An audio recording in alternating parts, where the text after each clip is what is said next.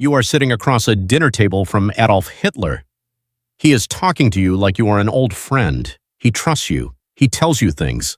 His real plans, his real intentions, things he would never say publicly, and you are nodding, smiling, asking the right questions. And the whole time, one thought is running through your head. Don't let him see it on your face, because you are not his friend. You work for British intelligence. You are MI6's most valuable asset inside Nazi Germany, and if anyone in that room figures out who you really are, you will not leave Berlin alive. This is not a movie. This actually happened, and today we are going inside the life of an MI6 spy operating in the heart of Nazi Germany, what it felt like, what it required, what happened when it almost fell apart, and how one man's secret mission changed the course of history, and almost nobody knows his name. Let's start with the basics. What does it actually take to be a spy in a place like Nazi Germany? The first thing you need is a cover story so solid that even you almost believe it. You cannot just walk into Berlin and start asking questions. You need a reason to be there, a job, a life, a reputation. You need to look like someone the Nazis would trust, not arrest. The man MI6 chose for this mission understood that better than anyone. His name was Baron Wilhelm de Ropp, and he was perfect for the role in ways most people will never fully appreciate. De Ropp was born in Lithuania into a Prussian aristocratic family. He spoke 4 languages, including flawless German. He had studied in Dresden, lived in Britain, married an English wife, and become a British citizen. He looked German. He sounded German. He had the manners and the connections of the European upper class. And when MI6 sent him to Berlin in 1930, he arrived not as a spy, but as a journalist and aviation industry representative. That was the cover, respectable, plausible, hard to question.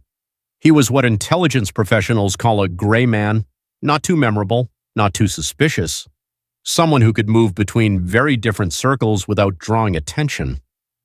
Now here's where it gets interesting, and a little bit terrifying, because his cover had to work every single day, not just in important meetings, every day, every casual conversation, every drink at the right bar, every question that came from the wrong direction. One wrong word, one moment of hesitation, one person who noticed something slightly off. That was all it took. He and his wife lived in the heart of Berlin, in constant danger of arrest, torture, and execution by the Gestapo and SS. Think about that. Not the danger of a single mission, not one dangerous night, years. Every morning you wake up in Berlin, every evening you go to sleep in Berlin, and the Gestapo is right there, the SD is right there. 3 of the most ruthless intelligence services in history, all operating in the same city, all looking for exactly what you are. And you still have to show up, smile, shake hands, have dinner. So how did he actually get close to Hitler? This is the part that feels almost unbelievable.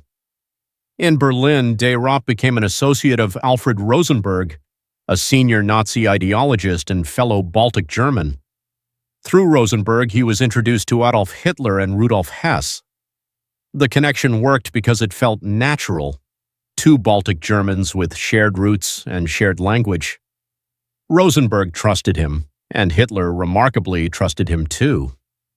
Hitler used de Ropp as a confidential consultant on British affairs and outlined his plans to him frankly, a trust that one author described as something no other foreigner enjoyed to that extent. Let that sink in. Hitler was using a British spy as his personal advisor on Britain, and he had no idea. But here is the thing about being a spy in this position. Getting the information is only half the battle. You still have to get it out, and in 1930s Berlin, that was its own kind of nightmare. No secure phone calls, no encrypted email, no way to quickly pass a message to London. Everything had to be done carefully, indirectly, in layers. De Ropp also arranged privileged visits to German Air Force bases and factories for MI6's aviation experts, using his cover as an aircraft industry representative. He was not just collecting intelligence, he was engineering opportunities for British experts to see German military capabilities with their own eyes. And what he was seeing was alarming. He reported to London that the German Luftwaffe was being secretly rebuilt. He reported on German war plans. He reported on the treatment of Jewish people. He was sending back the truth about what Nazi Germany was becoming at a time when many in the British establishment did not want to hear it. That is one of the most frustrating parts of the story. The spy was doing his job perfectly, but the people receiving his reports kept finding reasons not to act on them. That is one of the most frustrating parts of the story.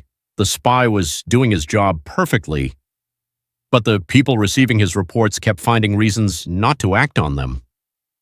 When he reported on a boisterous political party emerging from Munich, what would become the Nazi movement, there was initially little interest from London.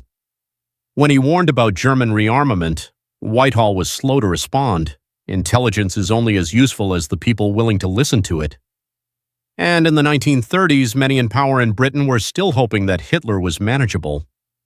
Then came 1938, and everything changed. MI6 sent the Foreign Office a memo entitled, "What Should We Do?" A strategic paper filled with intelligence and policy recommendations, including that Britain needed to rearm as fast as possible.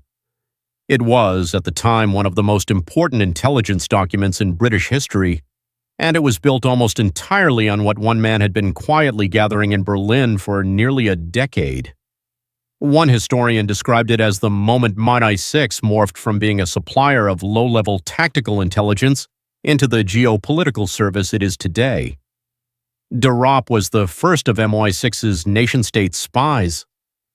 Now, here is the moment that every spy in every hostile country dreads, the exit, because leaving is almost as dangerous as being there. You can't just pack your bags. You can't announce you're going. If you leave too early, you look suspicious. If you wait too long, you might not get out at all. De Ropp and his wife finally left Berlin on August 29, 1939, just 3 days before Nazi tanks entered Poland. 3 days. He had stayed inside the most dangerous intelligence environment in the world, right up to the very edge of war. And he got out, but here's what happened after. And this part matters. At the end of the war, MI6 terminated his services. His final payment was £500. He passed away in 1973 at the age of 87 in a care home. There was no funeral ceremony from MI6, no letters from the officers who had known him, one man, 1 decade inside Nazi Germany. Hitler's trusted confidant. The source behind 70% of Britain's political intelligence on the Nazi regime. And he died quietly, almost entirely unknown. That is the real life of a spy. Not the gadgets, not the glamour, the daily performance, the constant fear, the years of silence, and at the end, nothing. No recognition, no ceremony, just the knowledge that you did something that mattered. That because you held your cover at a dinner table in Berlin, across from the most dangerous man in Europe, the world knew a little more of the truth at a moment when truth was the rarest thing there was.